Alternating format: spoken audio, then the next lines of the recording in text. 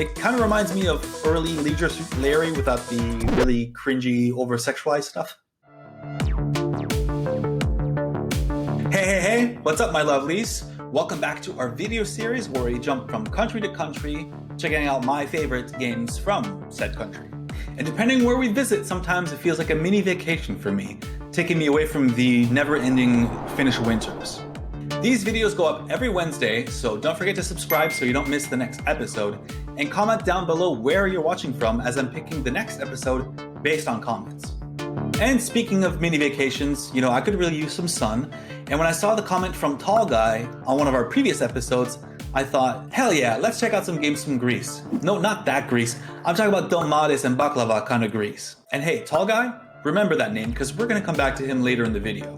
Anyways, Greece, we could do a whole video based on just games set in Greece, but no, that's not the point. We want games made by Greek developers. And what, you want a sneak peek? All right. Okay, that's enough. Before we jump into the list, it's time for a little history lesson. I want to show you guys some of the most famous games from Greek developers. Darkfall, the cult classic Nick Delios Conspiracies.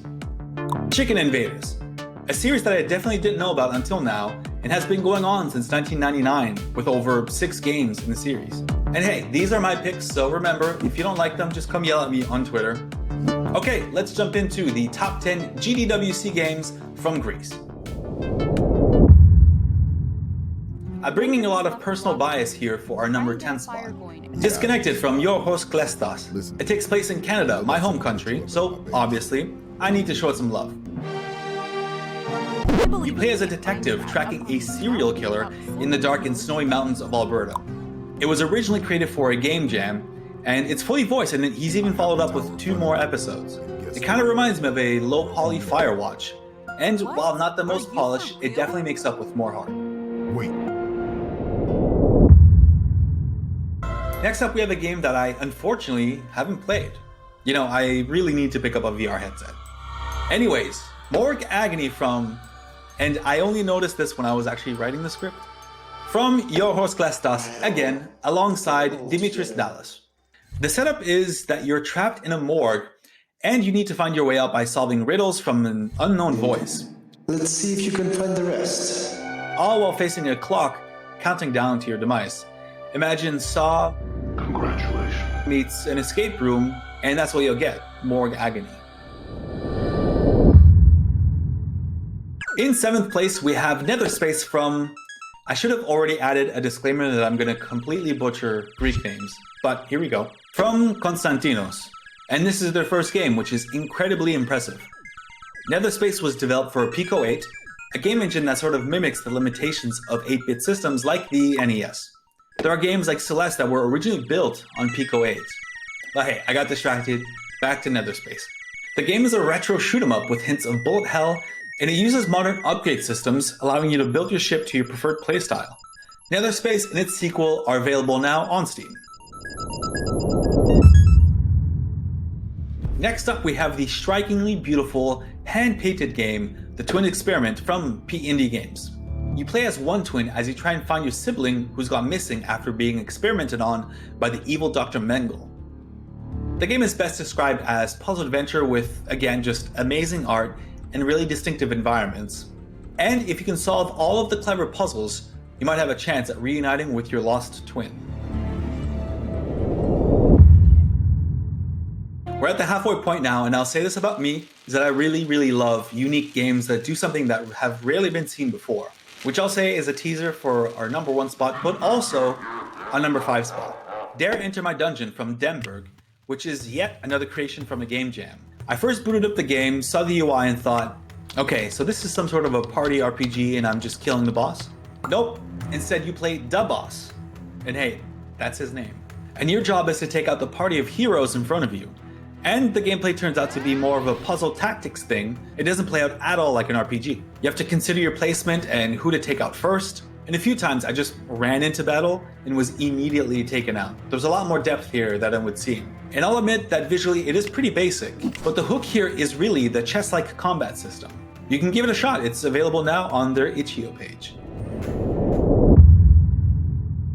So I was going off earlier about the never-ending Finnish winters, and our next game brings me right back to that. Watch Over Christmas from Diana's Games is a point-and-click adventure game set right before Christmas Day. The game opens up with a cutscene showing Santa being kidnapped, and your job as a little boy is to help save Christmas for everyone. It's a really special point-and-click adventure game, and Diana's Games clearly has experience with the genre. Here's some footage from their previous game, Not Another Weekend, where you play as a disgruntled bellboy. It kind of reminds me of early Leisure Suit Larry without the really cringy, over-sexualized stuff. Check it out, both are available on Steam. Let's keep going with point-and-click adventure games, this time with Aurora, the Lost Medallion from Noema Games. You play as the titular hero, Aurora, and that's a hard Aurora, in this epic coming-of-age story in a sci-fi world where you were raised by machines, and alongside other kids you embark on a pilgrimage as you try to learn more about your true origins. The game features really great voice acting in English and has tons of language options for subtitles. Someone got hungry and creative.